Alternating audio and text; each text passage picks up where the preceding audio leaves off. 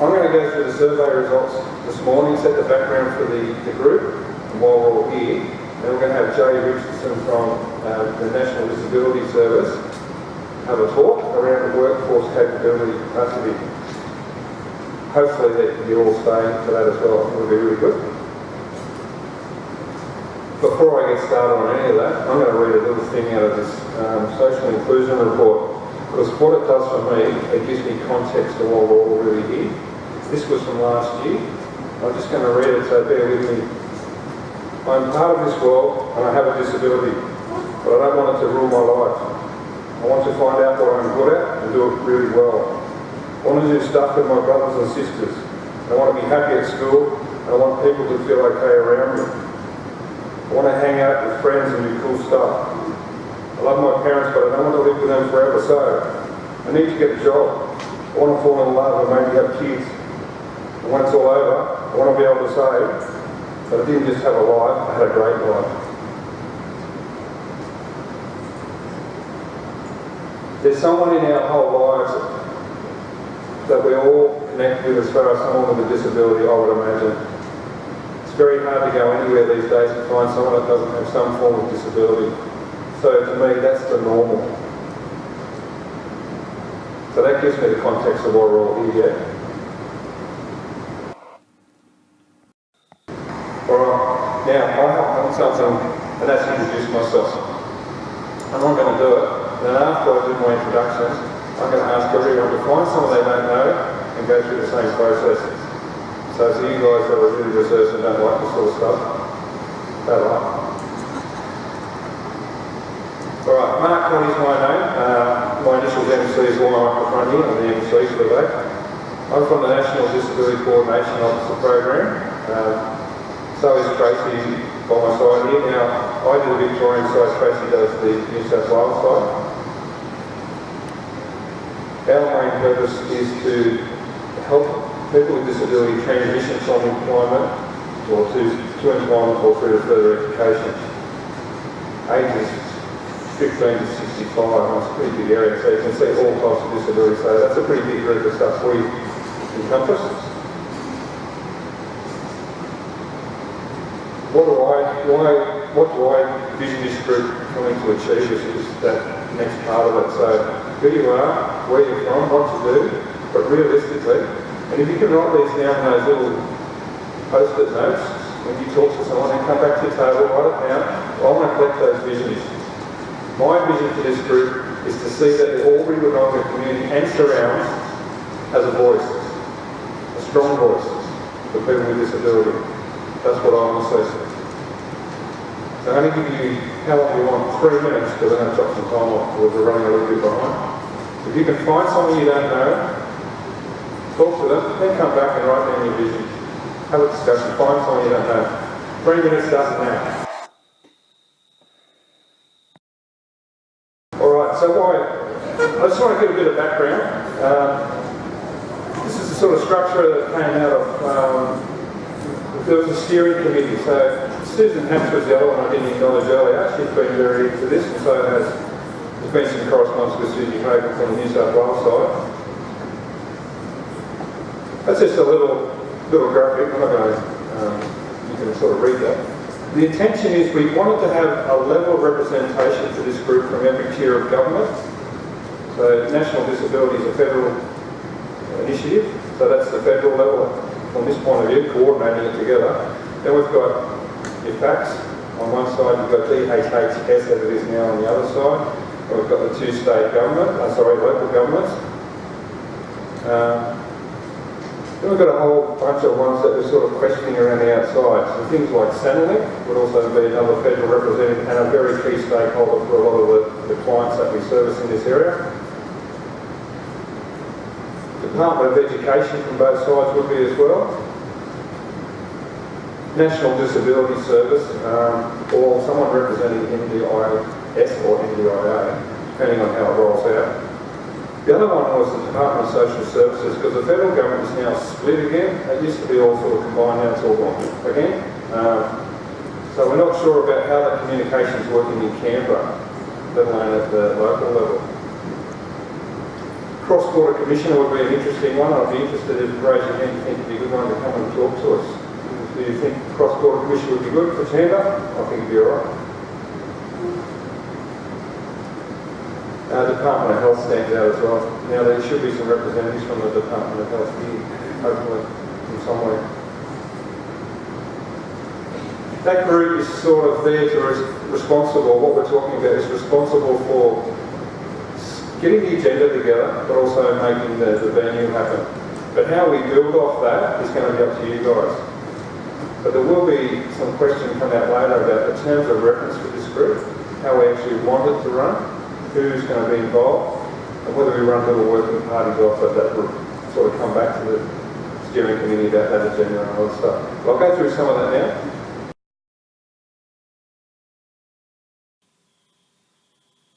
Alright, so it is Albury, Wodonga and surrounds. I don't want people to just keep, and that's another thing we might have to work out is the name. If you do Albury, Wodonga and Regional Disability Support, you end up with awards. That sounds a bit funny, but the regions are really important to this network. In my travels, places like Cottee, Mount Beauty, Cottee, Corowa, on the Tracy side. These areas always seem to miss out on these sort of networks, and hence why I'm recording it now, because I'll be able to do that, download that, and then they can have access to what we're talking about here today. It's not pointed at you guys, so don't panic. And if you want me to turn it off, if you want to ask a question that you think you don't want on the video, just let me know. Whether Jay lets me record there will be an interesting thing as well. Hopefully, down the track, and it hasn't happened yet, that will be a live feed in a webinar situation that people can feed into. So even if you guys are local, we know that you can't all get here all the time because you've got commitments. It just gives us that flexibility to schedule the meetings, and hopefully no one misses out, yeah? Because that bottom graph there is the one that came back from the survey. We had 50 responders for that survey. We've probably got double that here today. So whilst that survey was good for the setup, it's almost outdated already because there was a high response from the Victorian side compared to the New South Wales side.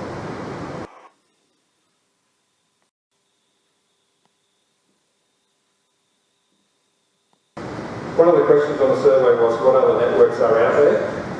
This is really important because I don't want this network necessarily to replace what was out there, but because of the constant landscape changes to servicing and funding, we do find that a lot of networks are driven by individuals, and a lot of these ones up here are actually probably falling away because certain individuals have left. Does that sound like a common theme in your area, possibly? I just noticed that with every election there just seems to be this upheaval of stuff, and lots of good programs, lots of good networks lose momentum. Hopefully this network can be that constant that the community is looking for, and some of these networks can feed back into it and we can feed back to them. So it's not about replacing, it's about enhancing and bringing it all together, a bit like the wheel and the spoke sort of theory.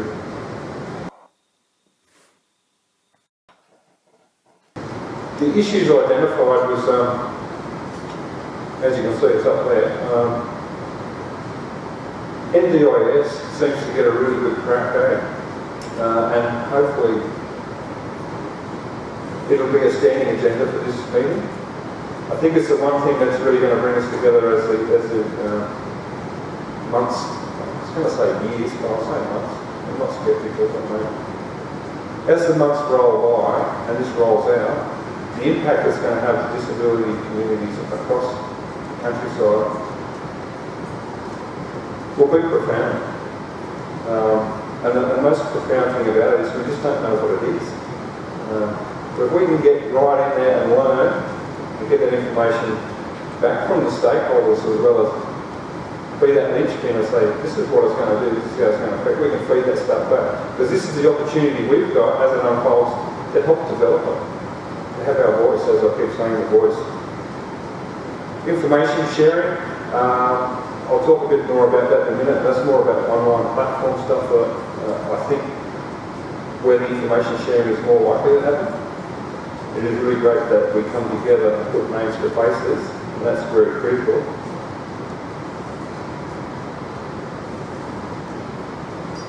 The other ones were advocacy. Lucky we've got those few bits today.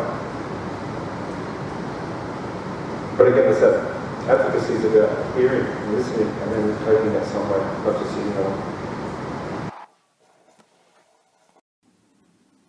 There will be a question about a community guide at some point, and this may flow on from the stuff that we do through the conversation, through the network, online, platform, present stuff.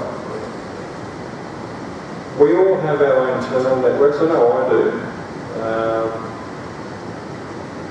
How do people access services? What directories do they go to? What we would on the community guide, do they go there? I don't know how up to date it is. What we would on the business directory, you'll notice that's the very thing that's missing around here is anyone from business. We are our own business as disability services, which we're going to leverage off, but we actually don't have business in this room, which will be something that we bring in at some point.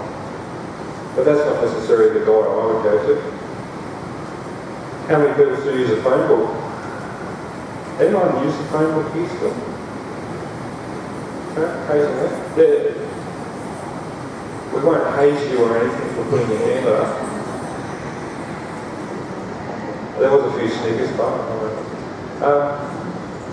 that's not to say that we don't need feedback from the community about how they access information. So, whilst we've surveyed you guys, we may actually need to go and survey the greater community. I've got a feeling that a lot of people define services these days just Google. I know that's what I do, so I can't assume that others don't do the same thing. But do we spend a lot of time on it, putting together something that you can print off or have as an online provider? It's a really tricky one because by the time you finish it, it's another week, it's out of that. I don't know much about it, but I do know that New South Wales Health Service has a really good directory now happening. There's a thing called PAPS as well, also happening. Whether we work out a way to conduit off those, but I think the community does deserve something of substance around us. And it might be just that we educate on how to search Google, I don't know. But we've got to be mindful that not everyone has internet access. Against that universal design principle, if we get something online in digital format, that'll normally cover a whole bunch of things, and people can print stuff off that they don't need to.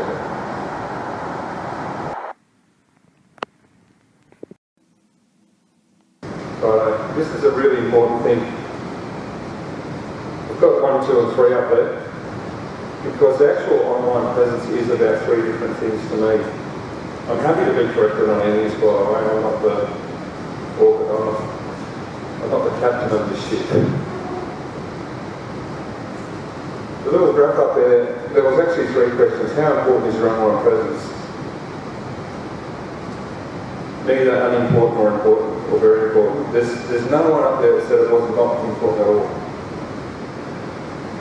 Because I cover a really big wide area regionally, I love online platform stuff because I just can't get everywhere. So one of the things that I talked about with this information sharing is that we need to be able to find a safe environment where disability services can come together and talk online about issues. Now they'll be identifying, but you can go through, put a post up, talk about an issue, and then everyone can feed back into that issue and say, well, this is what I do, or this is what we can do, or that's what should happen in this circumstance. Does that make sense for everyone? I hope it does. What we need to decide on though is what sort of platform that's going to look like. So this is this information sharing collaboration by the service sector itself. This is not to the general community, this is just the Albury, Wodonga and surrounding disability sector network, yeah? So, which one do we pick? I'm not going to pick one for you, and this is where there's going to have to be some more questions and answers around this sort of stuff. My gut feeling is, the top one, email by a major donor. If people don't know what that is, basically it's an email, one email address. You send one email to that address and it goes to everybody. And people can choose to respond to that email to everyone, or they can respond just to the individual. So you can see how easy it is. Because under the universal design principles, I think it's not be handy if you don't have an email account. Right. To me, that covers everybody straight away.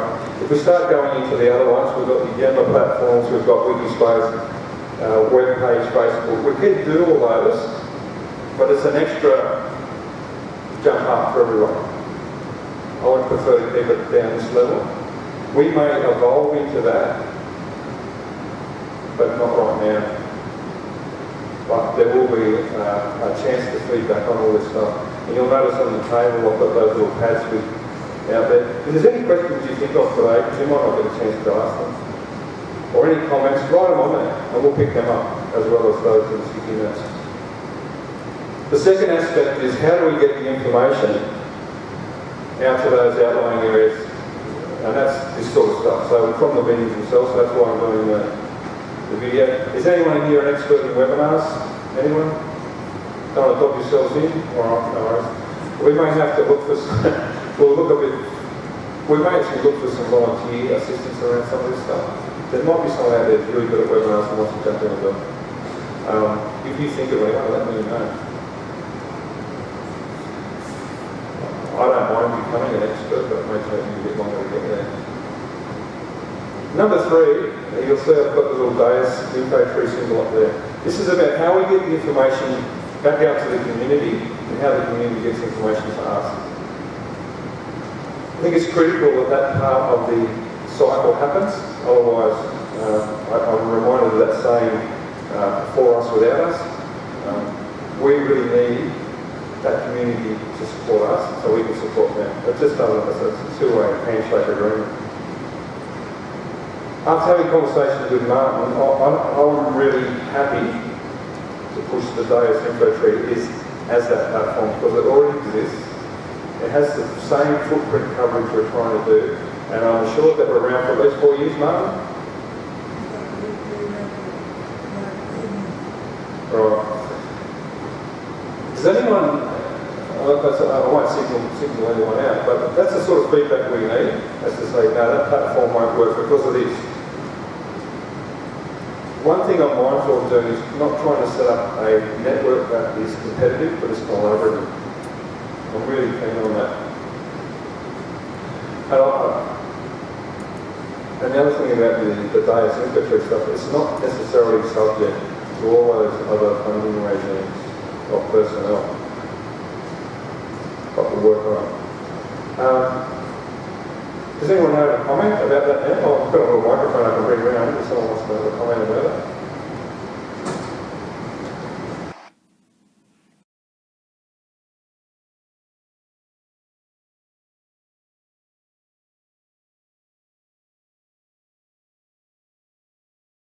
While you're doing that, Tracy, I'll just do a couple of other things.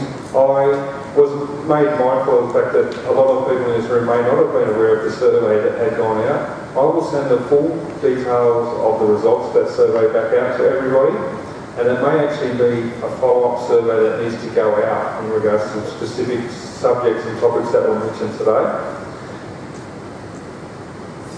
The slide shows that from Jay. I'll get that from Martin or Jane, yeah, and we'll put that up on and send that out as well. And also the one from Bernadette. The setup of the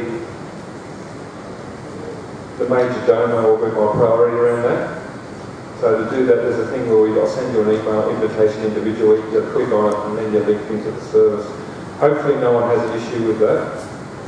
It shouldn't annoy you too much. I know sometimes it can get annoyed if you've got the same emails coming across your desk all day. But if you get annoyed, just delete it. Move on. It is one of those things, and Jay touched on it, there's so much information out there, you get this thing called information overload.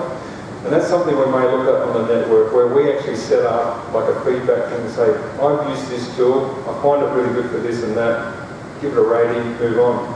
And then other people can say, okay, that's where I fit in, that's a good idea, I'll use it. Or you might say, this is a really crappy tool, I don't like it.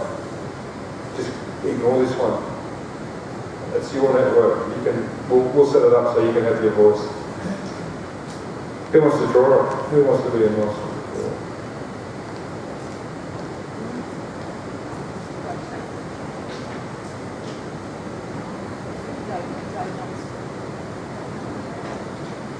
Who have we got? Someone put someone else's business card in there, I reckon. Ruth Morris. Yeah. Ruth Morris.